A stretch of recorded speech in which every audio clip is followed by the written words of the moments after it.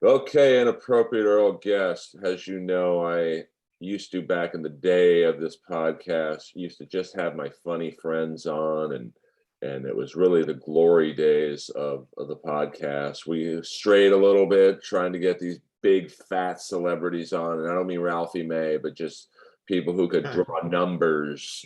We're back to getting my friends on. This next guest is a dude who, in my early years of LA stand-up, I noticed he was heads and tails above the rest of us. And I was lucky enough to perform a road gig with him. We'll get into that. But he has a documentary out now called One Nighters on Amazon that is really about the life of the road comic, and two road comics in this case. Please, former writer on Jay Leno's show, former writer on Arsenio Hall, Mr. Phil Perrier. Thank you, Earl. Good to be with you. Dude, you've always been one of the funniest people I know. And when I saw the documentary, I watched it last night, watched it straight through. I almost teared up. I did tear up at times because I don't think people, they see the glamorous side of the road, which is, say, Joe Rogan or Sebastian or whoever in packed arenas and whatnot. They don't see the Tribble Run side of the business, which is 10-hour drives in between gigs, and that's really what your documentary is about. How did you get it on Amazon? I mean, that's a pretty good feat. Yeah, I submitted it and they took it, and I I was pleasantly surprised. It did not take very long, and that part of it, everything else took years, but getting it on there was surprisingly easy, and yeah, I was delighted. It was a dream come true. I've been wanting this thing, in front of people, and I think eventually it'll be on YouTube for free and everybody can see it. But having it, because for years people are like, man, what's up with that documentary? And where's that documentary? And I was like, I'm working on it, or so it was one of those sore subjects. But now just like, go to Amazon, pony up 99 cents, enjoy.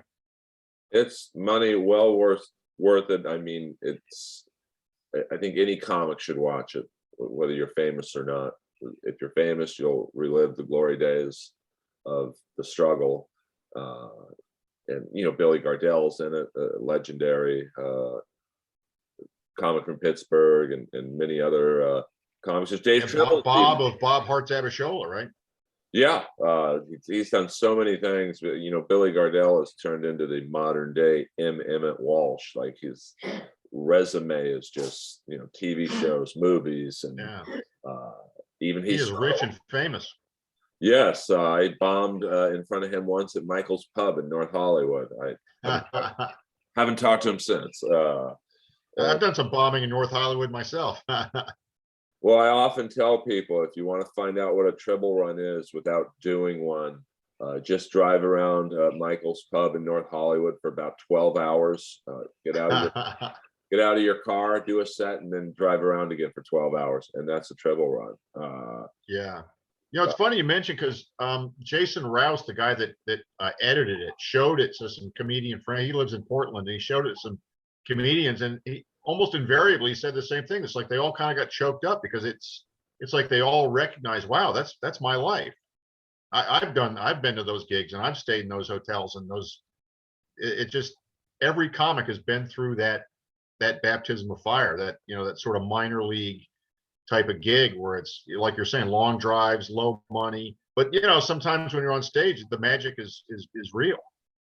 Oh yeah, when you went to the clip in Kalispell, Montana, I remember the one Tribble Run I did do. I actually left halfway through because there were some circumstances that Dave and Rocky Watul did not. I worked up there with Rocky. Rocky was a great guy, but he was kind of Tribble's. I don't want to say sidekick, but he was like Tribble's, I guess, LA connection to the comics. Yeah.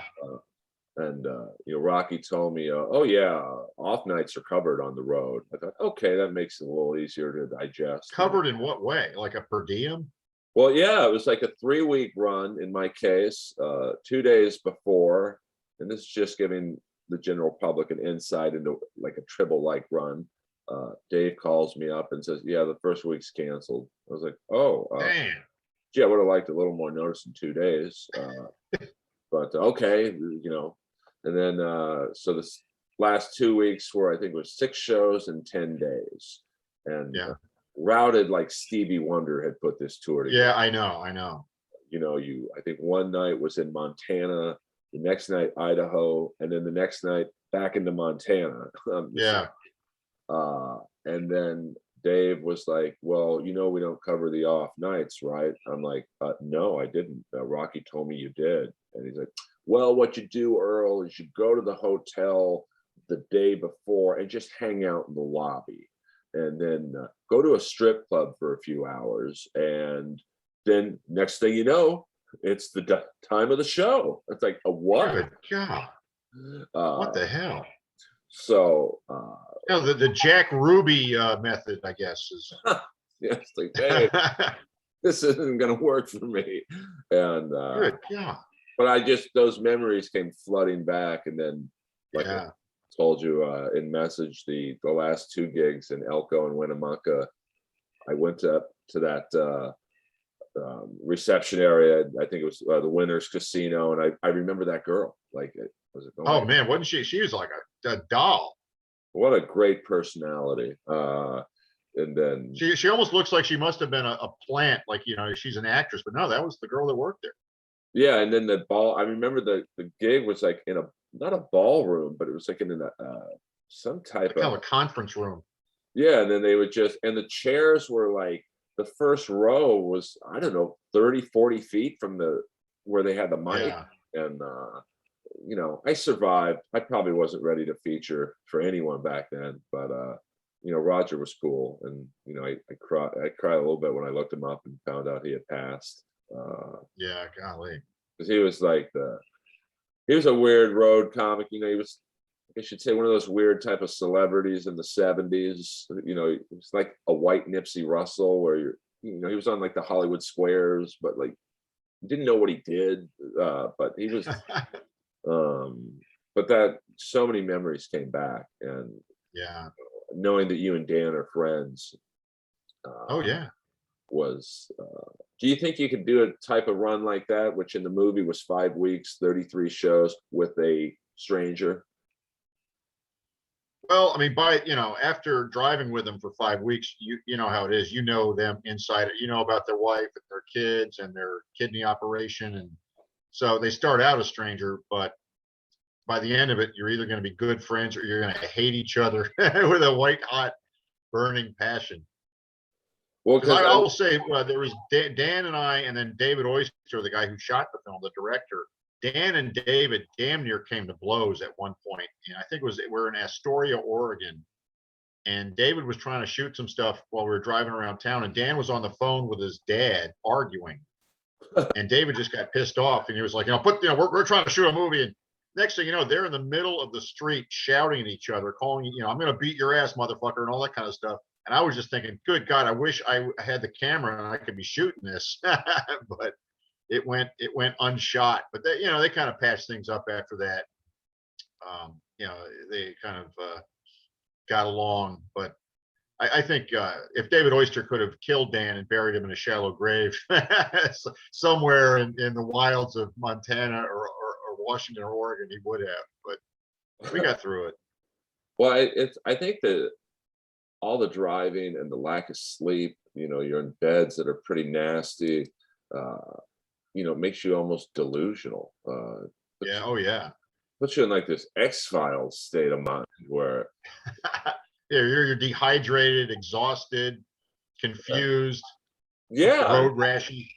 and the gigs you're doing aren't exactly Dane Cook at Madison Square Garden. It's like you're like the Winners Casino, you're in like some conference thing and the crowd's pushed back, or Elko, I think it was if I remember, it was the lobby, or not the lobby, but like a side room in the lobby, and it was Yeah. kind of shaped weird. So, and the crowds are kind of, they're different each night. They're, Oh yeah. you happen to get lucky when there was a black dude in Elko. That was amazing. Oh my God. Yeah. I mean, you got to, those little gifts like that, you got to take advantage whatever the comedy gods give you, you know? Now, looking back, now we do clubs and whatnot, and you have an easier time putting a set list together. But did you put set lists for those type of wacky bar shows and hotel lobby side rooms, or do you more have a lot of jokes in your head and you go where the audience takes you? Yeah, well, I try, I have got a set list just in case, if you're like at cruising altitude and everything's going well, I like to have a set list, but I also like to be able to, like with the black guy in Elko, or, there was I don't know if you remember, but there's in Billings, there was like a private party and the boss and a hot, assistant were up front. And, that was like 10 minutes of my act. So I try to, deviate from the script and then, get back, like, your closing bit or whatever, get back to it, which sometimes you forget whole, as you forget, big chunks of material when you improvise, but sometimes it's so much better than your act anyway, that it's worth doing. And it's a hell of a lot more interesting and fun for the comic and the audience when you're talking to them. I think you broke it down perfectly when you were like, you got to do at least 10 minutes on the local, environment. Yeah. I forget who told me. It might have been Roger, actually. He's like, hey, if you hit a rough spot, you're not doing well, just joke about the next town. Just Yeah. usually there's a rivalry of, let's say, between Elko and Winnemucca. They don't like each other. And he was right. So, well, I learned in Montana because Butte kind of has a reputation. It's kind of a tough blue collar town, and it was a mining town that went, the mine went bust. So, like if you're in Helena or Kalispell or someplace, you can make fun of Butte.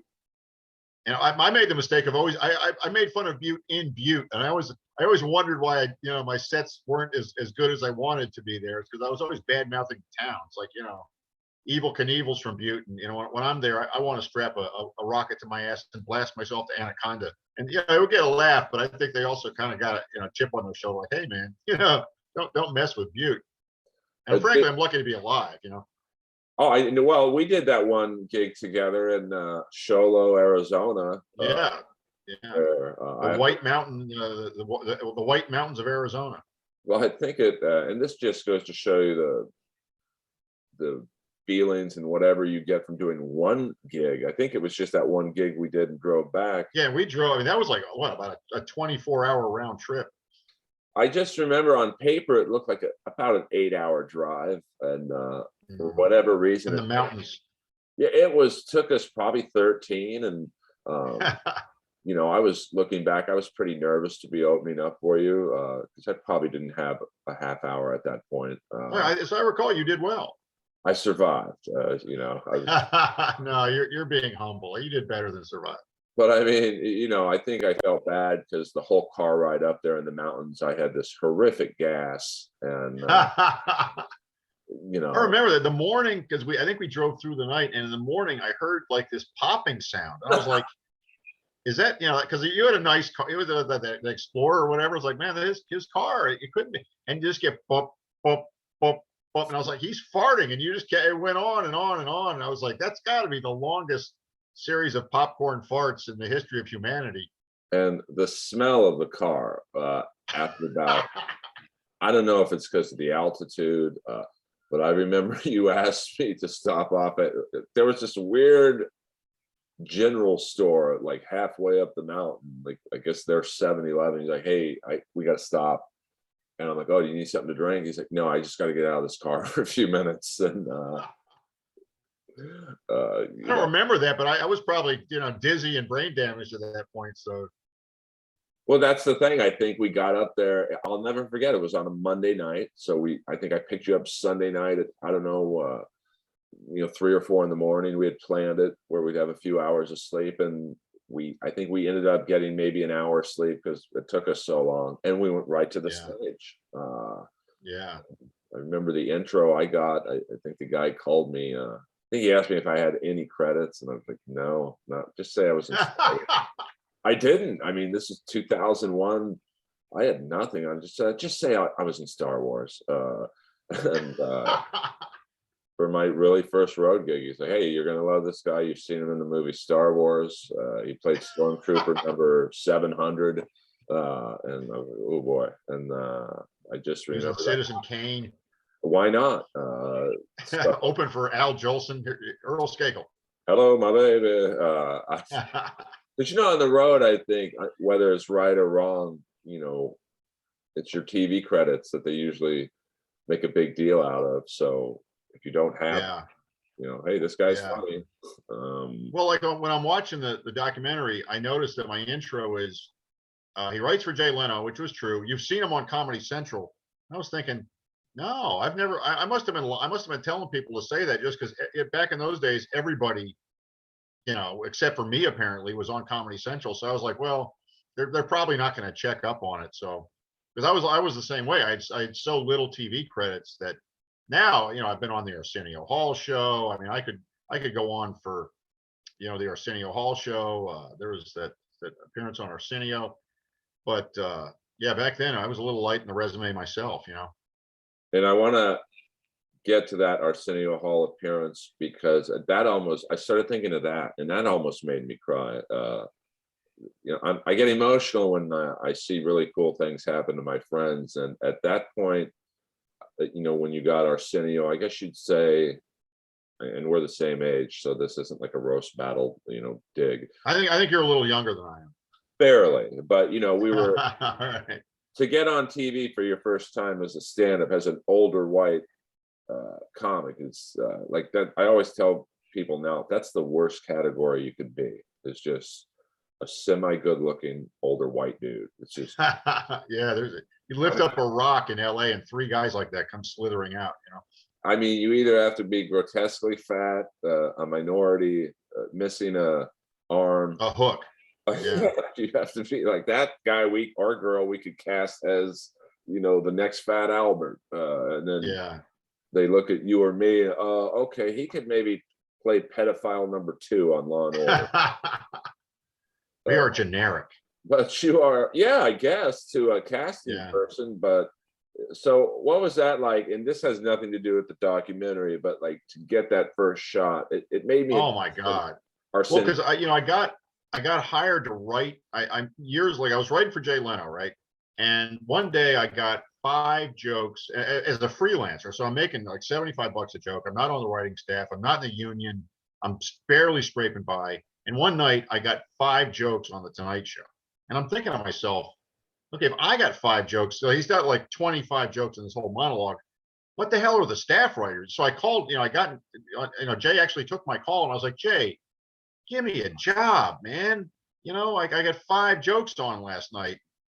And then shortly thereafter, he called me up and he said, listen, if you want to write some jokes for Arsenio Hall. And I was like, yes. And so I got, Arsenio and I had lunch at the PF Chang's in Northridge. And he was just delightful. We had like 3 hours and I'm asking him all these questions. He was just fascinating and funny and cool. I wrote some jokes for him for an upcoming Tonight Show appearance. And then we just stayed in touch. And then when he got his show, I emailed him. I was like, man, I really want to be on your writing staff, and he hired me. And so I'm on the writing staff and I was in a couple of little sketches. And then one day I'm watching his rehearsal, his monologue rehearsal. And he walked over to the side of the stage where I was sitting there in my mobility scooter. And he said, come up with like 3 or 4 minutes of your best shit. I'm going to put you on the show to do stand up and you're going to crush it. And I was like, yes, sir. And that was it. I mean, there was no, usually, they would want to see the set on, at a comedy club and the producers would get involved, but he skipped like all of the protocols and just said, I'm putting you on, you're going to crush it. And I was like, and he put me on and it went really well. And the executive producer said, be ready to do this like every 10 weeks. And then of course the show got canceled, but yeah, it was heaven, And I knew like after, I was 49 years old, I've been doing comedy for 20 some odd years. It's like, if I can't do a tight killer 4 minutes, then fuck me and the horse I rode in on. You know what I mean? It's like if somebody said to you, Earl, can you do a good 4 minutes? You'd be like, fuck yeah, I can do a good 4 minutes, So I felt very confident, I could distill my act to a good, without trying to rush it, just do a tight, good 4 minutes. And it was just heaven, it was just like one of the happiest days of my life. Well, I remember watching it and just tears. It was like that scene in Rocky, and I know it's a fake movie, but you know, it's a pretty good movie where he's fighting Apollo Creed and they show his hometown bar, and like Yeah. all the people who kind of made fun of him throughout the whole movie are watching, rooting for him. And I know like Yeah. any comic who knew you uh Oh yeah. was like rooting for you, because that's a, you know, even though there's more stand up on TV than ever now, it's still hard to get on, you Oh know, yeah. unless you have a manager or agent who like. Which I never had. Not for lack of, I thought when I got to LA they would come out of the woodwork, but not so much. Well, I always liked Arsenio because I've never met him, but he would always have 80s metal bands on, and that was at a time where 80s metal probably wasn't very popular anymore, and he would have a band on like Slaughter. And Yeah. he had Kiss on when Kiss was not very popular, Yeah. and I was like, I like this guy. I don't know if it's Yeah. him or maybe the. No, it is him. But Yeah, he's got like an amazing knowledge of show business and history of the whole history of show business. Because I mean, when like in writers' meetings, he would say things that was like, my God, this guy is like a Google search. He knows everything. and And he after, knows everything. He's been doing it for so long that he's open for he opened for Michael Jackson and you know Smokey Robinson, and there's just like he's friends with Bill Clinton, for God's sake. And if he walked up to Queen Elizabeth, she'd be like, "Oh, hello, Arsenio." yeah, I mean, he always reminded me of like a black Tom Dreesen. Like Tom Dreesen's like, I think he holds the record for most Tonight Show appearances. Some Yeah, like open 50 for Sinatra. Yeah, and like he had a party at his house once. I went to because I knew his daughter, and it was very much like that. Joe Pesci comes in, "Hey Tom," like everyone made sure to say hello to Tom first. Yeah, And I get the feeling Arsenio is like, I guess, a more known version of Tom. yeah, and everybody knows him and everybody likes him. Kind of like Tom Dreesen. It's like being known is one thing, but being liked by everybody is just pure gold. Well, that's the same with you though. Like I've never heard in 22 years of comedy one person say a bad word about you, or like, Wow. when you got Arsenio. I got to get out more. Well, you really do. How's your injury? How's your physical being doing these days? I'm the same. I mean, I still walk at about 25% of normal speed with a cane, and I get around the neighborhood on a scooter. And when I perform, I'm doing it sitting on a bar stool. But I think I'm funnier because I have less distractions. I mean, I'm not out, I'm not out chasing tail. I'm living inside my head more. Well, for those of you going, what the hell are you asking about his medical condition now? You had an accident. Can you just say, you don't have to get into the details, but can you tell the audience what happened to you? Yeah, it was 2005. I was living in LA, and I went surfing. And I'd been surfing just a few times. I was just a novice, and I was in Malibu with my cousin, who was a pretty good surfer. And I stood up on the board, and a wave just jammed me down into the sand and basically broke my neck. So I'm face down in the water, holding my breath.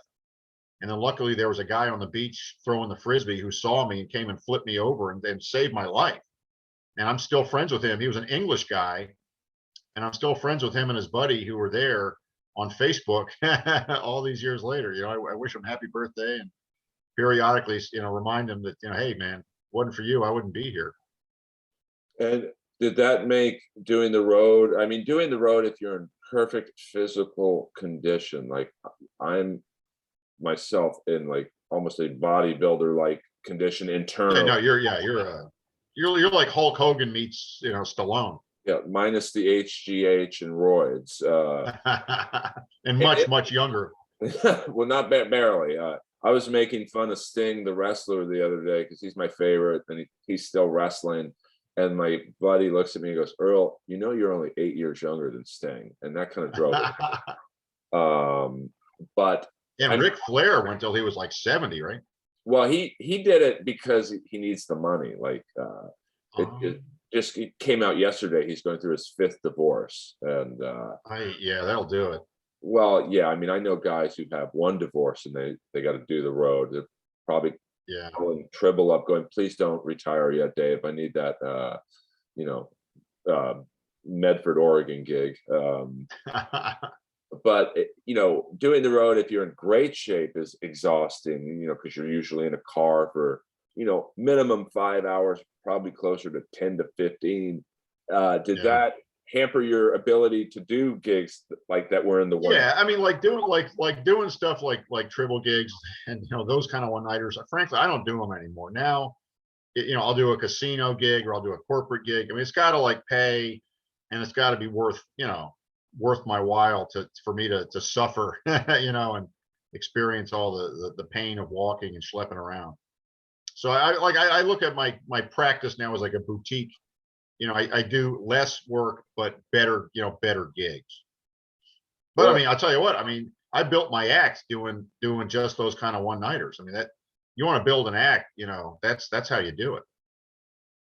yeah, I mean, I guess I was never a road comic full time. I tried to be an LA comic / road comic. But you're a Comedy Store regular.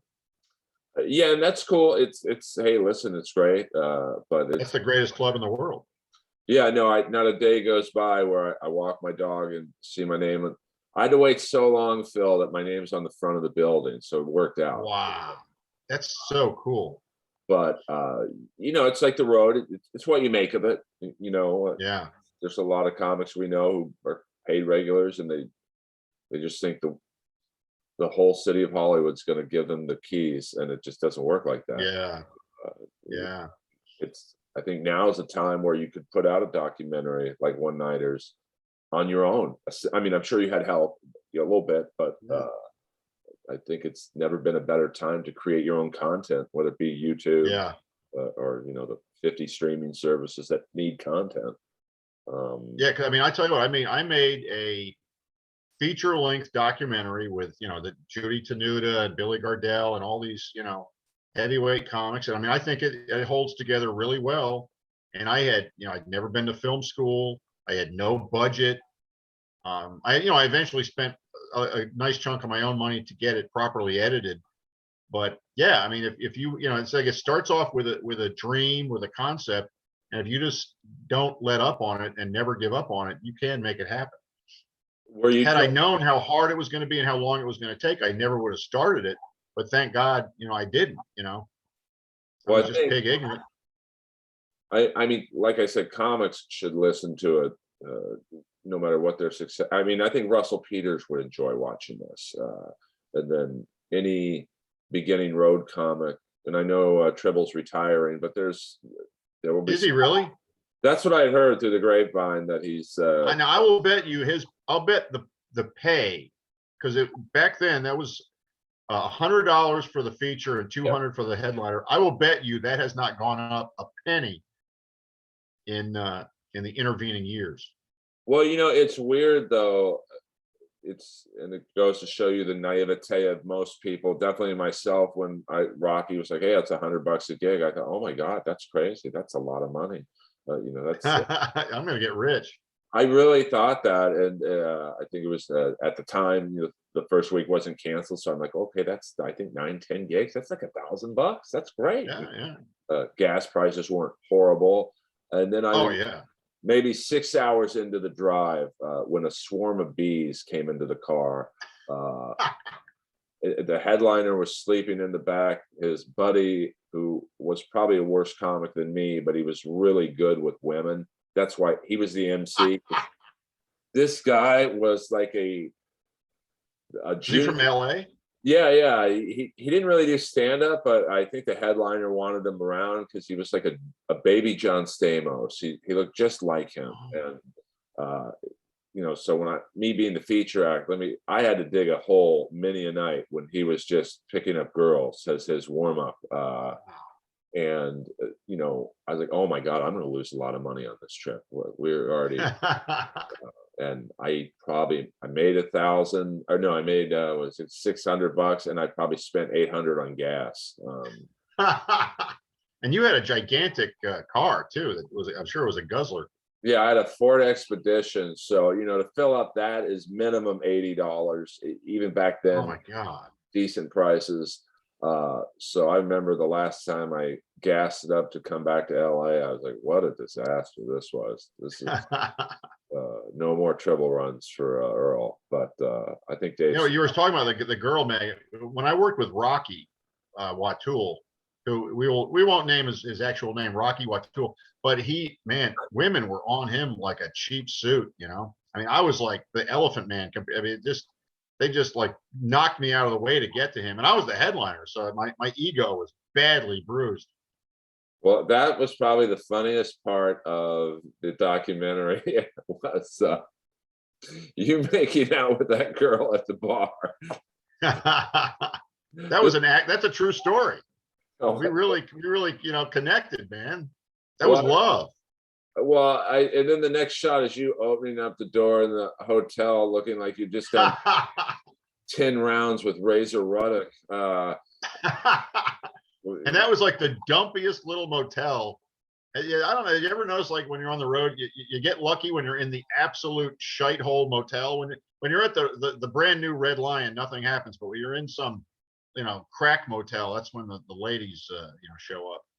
Well, I don't think people realize that when you go to Elko or Winnemucca or Kalispell, Montana, the odds of Joe Rogan or Seinfeld or Kevin Hart or Arsenio or Chappelle, they're not going to go there. So, No. to them, you or me or Rocky or Roger at the time, but we're their celebrity for that night. Yeah, you're as close to a celebrity as they're gonna So find. and they just love you, and so if you're a single comic, and hell, even a few of our married comrades, I think, forgot about their wives. Yeah, I've seen that phenomenon. It's sad but true. Well, especially and that had nothing to do with your run with Dan, because but you're on the road for 5 weeks. I mean, that's probably a marriage killer. Oh God. Or girlfriend. Well, and okay, that last scene in the movie, or one of the last scenes where Dan, his girlfriend like runs into his arm. Looks like he's been in Afghanistan or something, and they, because they have 5 weeks. I mean, that's a long time to be apart, and they just hug and kiss, and she's like, man, it's so good to see it. They broke up like maybe a month after that. I mean, it looked like they were inseparable, but man, they were extremely separable. So it just shows you how ephemeral love can be, I think the other half in a comedy relationship, you feel bad for them, unless they're another comic and they get it. And of course, that's another story. Two comics dating usually ends in disaster.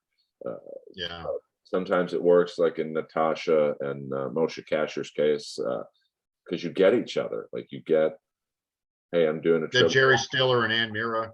Yeah, and there's a few other successful comedy relationships that I know in LA, but if you're dating a non-comic, I don't think they get it. Like, after I think the one scene where Dan broke down his day when he was at the gas station, he's like, okay, I'm going to do a 7-hour drive. I'm going to do local radio. That takes 2 hours or whatever. I'm going to do this, laundry. I'm going to do that. And then I'm going to get on stage. So it's a 12, 15-hour day sometimes. And, you probably don't want to call your significant other when you just want to go to bed. And then they don't get that. Like, why didn't you want to call me? And then that's where the problems, I think, can start. Yeah, absolutely. Yeah. No, he was bickering with his girlfriend pretty. There were actually large segments of tape of Dan and his girlfriend fighting on the phone that all got cut out. It was in my 3-hour version, but then thank God the Jason Rouse, the editor, cut all that negative stuff out and made us look much less douchey in the final analysis. Did anyone, like when you were shopping it around, was it the finished version that was shown on Amazon that you were shopping, or was it the? Yeah. Well, because Dan and I got David Oyster shot the film, and then he got divorced, and he moved to Colorado, and he had the tapes, the original, mini DV tapes for years. And I was just like calling him, like, man, please send me a tape. Finally, we got the tapes, or no, he put the tapes on a hard drive, but it was kind of second generation. So we were working on it and, editing it and carving the story out, but it wasn't broadcast quality. And I only got Jason Rouse, my editor in Portland. David Oyster went to Portland to visit his daughter and gave Jason Rouse the tapes, and they were rendered onto a hard drive, clean. So I didn't have a broadcast quality version of this up until a couple of years ago.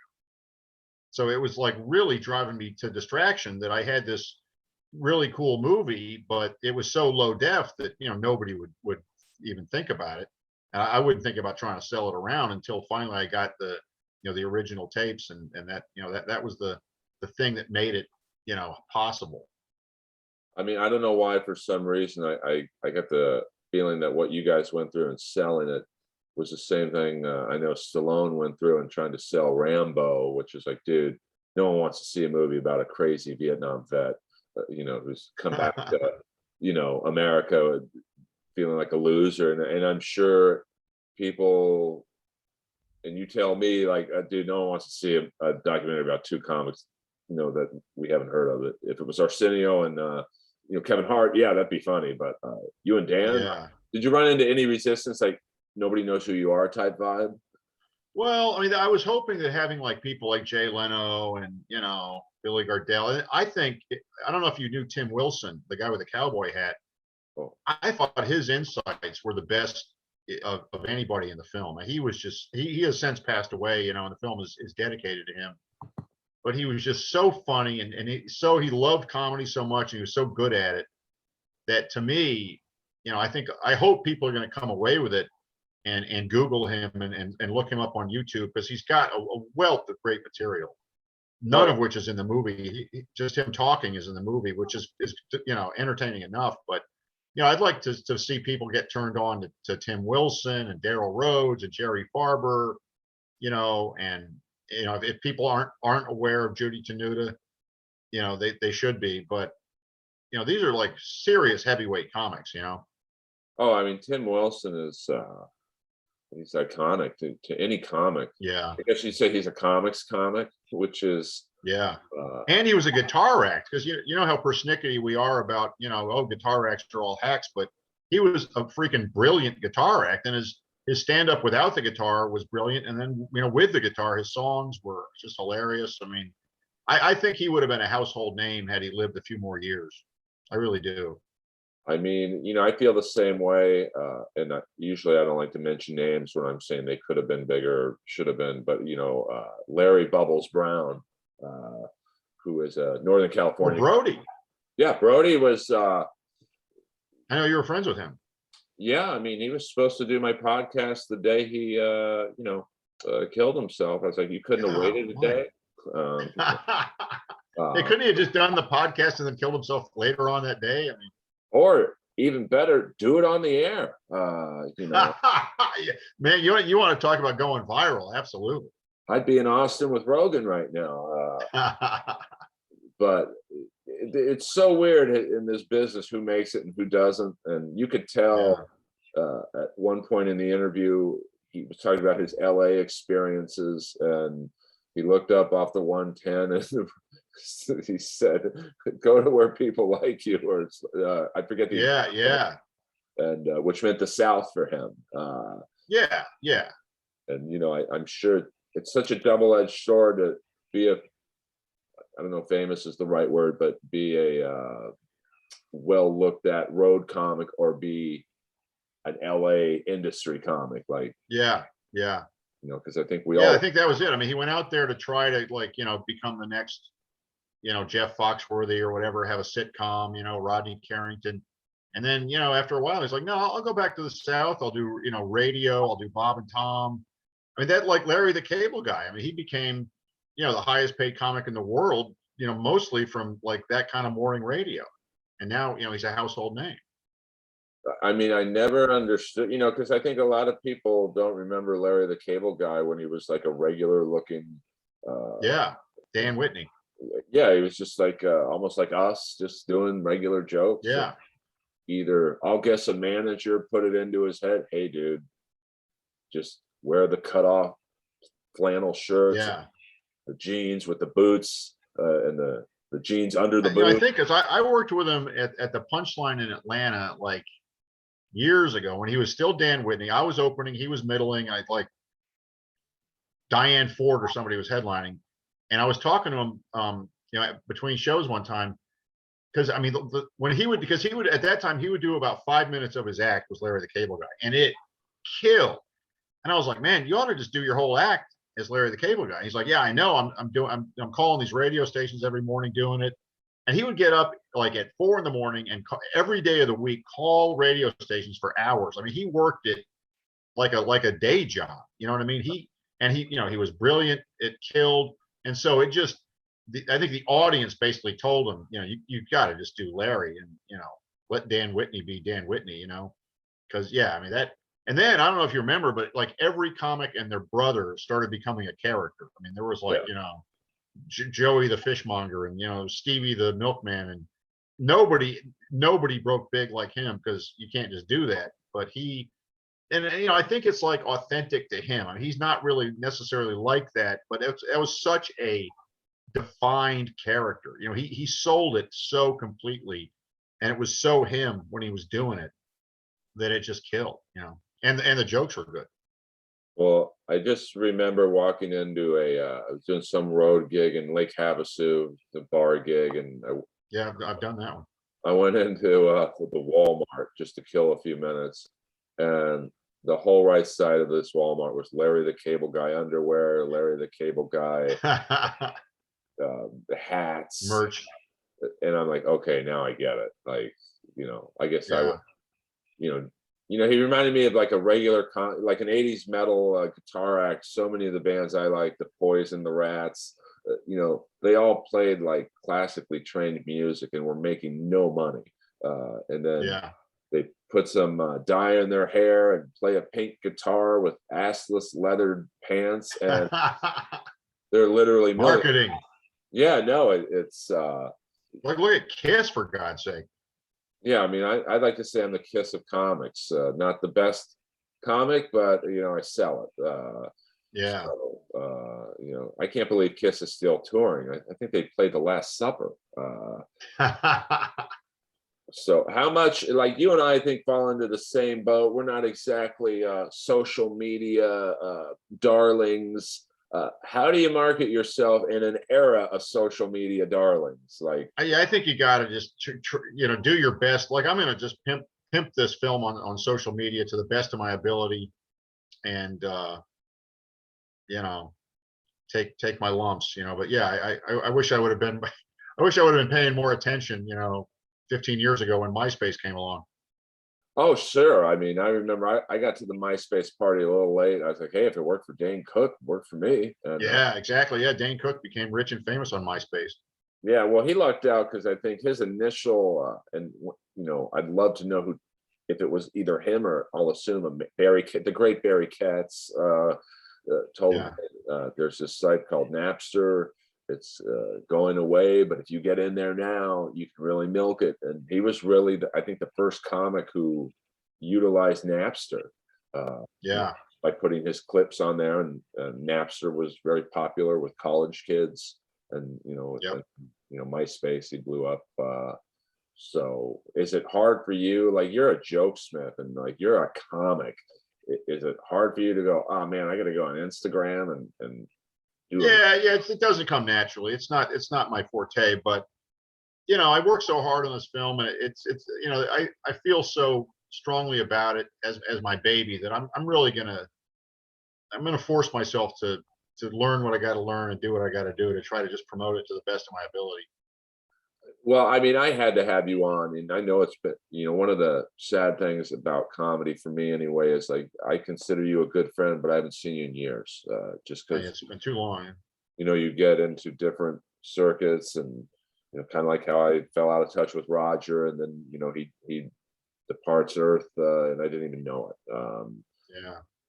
That's, I guess, the only bad thing about comedy is, as you grow, you split apart from your friends you were growing with, and I had to have you on just because I knew this documentary would be good, because I knew it would be from the heart. It wasn't. Oh no, it is. This is a labor of love, and this, because that's the thing about, like, the Arsenio set was cool, but nobody's going to want to see that 10 years from now. But like a documentary film, that'll be out there forever.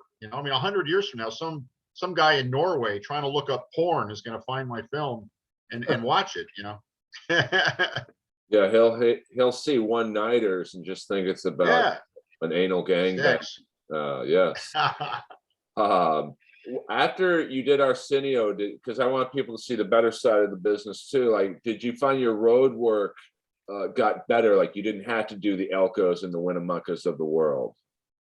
Yeah, like I said, I mean, I kind of just chose. I was just like, okay, I'm just not going to do $200 bar gigs anymore. Even though I love them, and I would probably still love doing them. It's just for me getting there and getting back is such a pain that, yeah, it's maybe more selective. And but I'd love to do another writing job. I live in Atlanta now, but I would move. I would rent my house out and move back to LA in a plug minute to write for TV again. I really love that Well, for the right person. I mean, Arsenio was such a sweetheart. I mean, I think there are some people that writing for them would be hard to do, but he was real easy to work for. well, I think he probably saw your determination and persistence, and it brought him back to a time where he was a struggling comic. And I'm sure even though he opened up for many big people, like you said, there was probably some of those shitty bar gigs that he did as a black comic that Yeah, like I the remember. Chitlin circuit. Yeah, but I mean, I remember one gig I did. I don't know, it was in the Midwest somewhere, and I had a joke about being Jewish, and the guy, the owner of the bar, comes up to me and goes, "Hey, you can't really tell people you're Jewish around these parts." I'm like, "Why Oh not?" God, gee. I mean, it's crazy. So, and then there was one gig I did in a kind of a black part of town, and I had a bright red car at the time. I mean, this thing was flaming bright red, and we pull up to the gig, and I was the headliner, and I probably wasn't qualified, but I took the gig, and the guy's like, "We're gonna put you on first." I'm like, "No, I'm the headliner. I go on last. Close out the show." He's like, "No, you're gonna go on first." I'm like, "Why is that?" He's like, "What color is your car?" I'm like, "It's bright red." He's like, "Well, this is a Crip neighborhood," and I was like, Oh my I'll be going on first, and God. And I'll be getting the hell out of here I'll, immediately after my set. I'll be leaving first as well. Yeah. So I don't miss those type of gigs, but you do miss the No. camaraderie of. Oh yeah. Oh yeah. I think once you get on TV, and obviously we all want that. You're with successful comics for the most part. In a writer's room, you kind of lose that hunger, Yeah. or that. Not that you want the 12-hour drives back, but you do kind of reminisce about them. Oh yeah. Yeah. I don't miss the drive. I miss the gigs, but I do not miss the driving.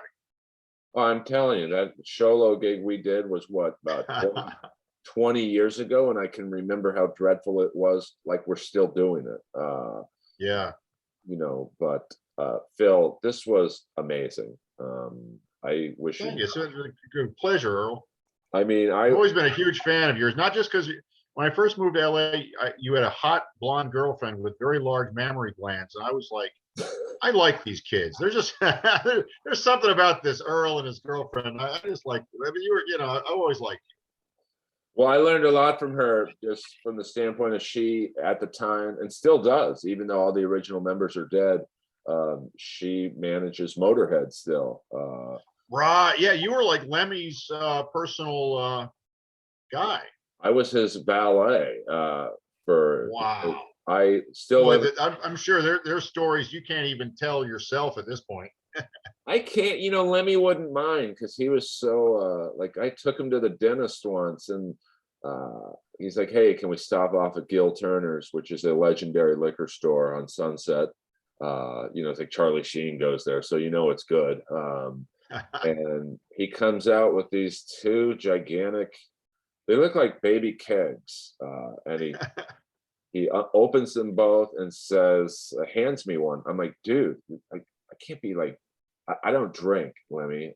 He's like, "Well, you should start." And he,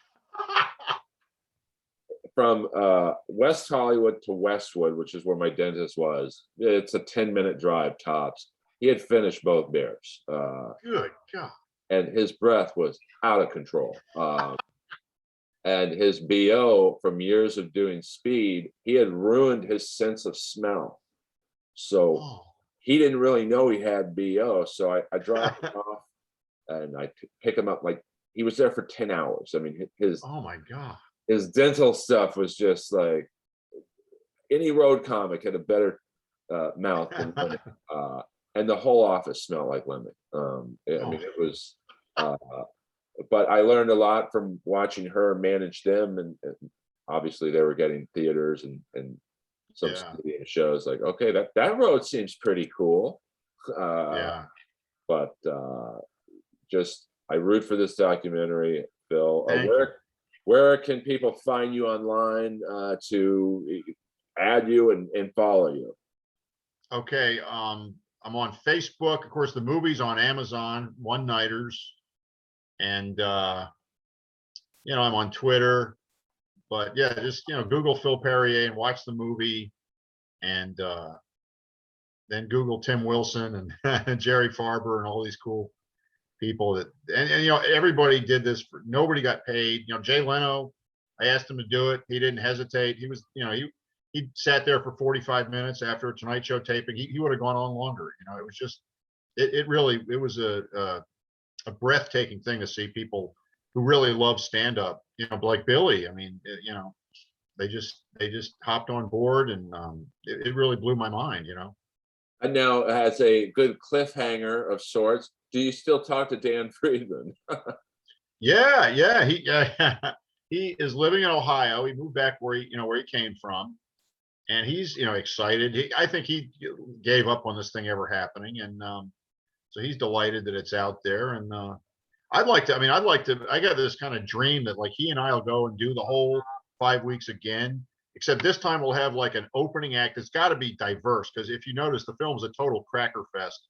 So like have a gay black midget, opening act, some a trans like Filipino, some really diverse opening act, and then we can be like the mentor, and talk them through it the next day while we're driving to our next gig.